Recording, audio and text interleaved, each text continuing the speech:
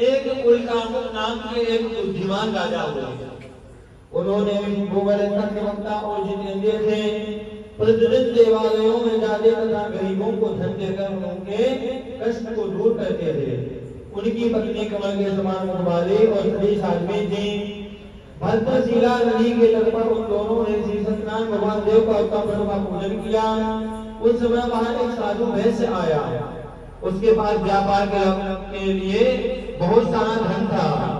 वह नाव को किनारे पर ठहराकर राजा के पास गया और राजा को व्रत करते हुए देखकर विनम्र भक्ति भाव से पूछने लगा कि हे राजन, भक्ति चित्त से आप ये क्या कर रहे हैं? मेरी सुनने की इच्छा से कृपा करके आप मुझे बताइए। राजा बोला, हे साधु, अपने बंधु बांधवों के साथ पुत्र प्राप्ति के लिए यह भगवान सत्यनारायण भगवान का व्रत का पूजन किया जा रहा है। राजा के वचन को सुनकर साधु आनंद के साथ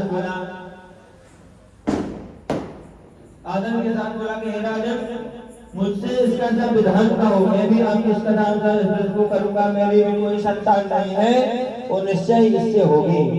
राजा ने ऐसे सब विधान सुन व्यापार में निवृत्त हो आनंद के साथ घर गया। साधु ने अपनी स्त्री को वह संतान देने वाला उन्नत का समाचार सुनाया और कहा कि मैं जब मेरे संतान होगी तब मैं इस व्रत को अवश्य करूंगा। साधु ने ऐसे वचन अपनी स्त्री लीलावती से कहे।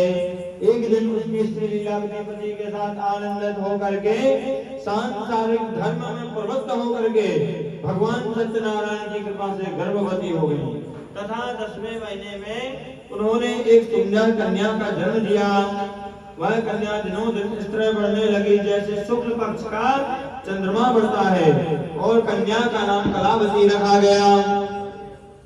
एक दिन लीलावती ने मीठे शब्दों में अपने पति को याद दिलाया कि आपने जो संकल्प किया था सो आप उसे करिए। तब साधु बोला कि हे प्रिय, अब इसके विवाह के पश्चात ही करूंगा। इस प्रकार अपनी पत्नी को वह आश्वासन देकर अपने नगर को चला गया। कलावती नगर में वृद्धि को प्राप्त हो गई। साधु ने जब नगर में सखियों के साथ अपनी पुत्री कलावती को देखा तो तुरंत ही दूत को बुलवा कर कहा कि पुत्री के वास्ते कोई सुयोग वर दे के लाओ।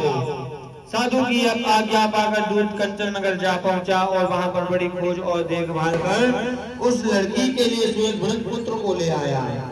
उस सुयोग लड़के को देख करके साधु ने अपने बंधुओं बांधवों के साथ अपनी पुत्री का विवाह उसके साथ कर दिया। किंतु दुर्भाग्य से वह विवाह के पश्चात भी उस व्रत को पकड़ना भूल गया। तब श्री भगवान क्रोधित हो गए और श्राप दिया कि जाओ, तुम्हें दारुण दुख की प्राप्ति होगी। अपने काल में कुशल साधु बनिया अपने जमाता के सहित समुद्र के समीप स्थित रत्नसारपुर नगर में आए, जहां पर महाराजा